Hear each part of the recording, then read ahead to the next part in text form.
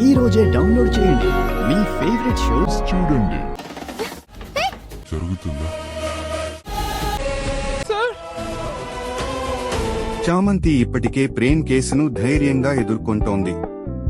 కోర్టులో ప్రేమ్ తరపున నిలబడటంతో నిషా వైపు పరిస్థితులు మారిపోయాయి. ఇప్పుడు నిషా మాత్రం వెనక్కి తగ్గే ప్రసక్తే లేదని తెలుస్తోంది. చామంతిని నేరుగా ఓడించడం కష్టమని అర్థం చేసుకున్న నిషా ఆమెపై కొత్త కుట్రకు తెరతీయబోతోంది. ఇక్కడే అసలు ట్విస్ట్.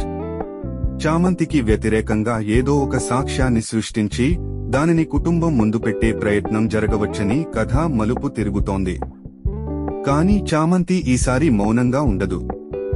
తనపై వచ్చిన ఆరోపణ వెనుక ఎవరు ఉన్నారో తెలుసుకోవడానికి ఆమె స్వయంగా రంగంలోకి దిగుతుంది.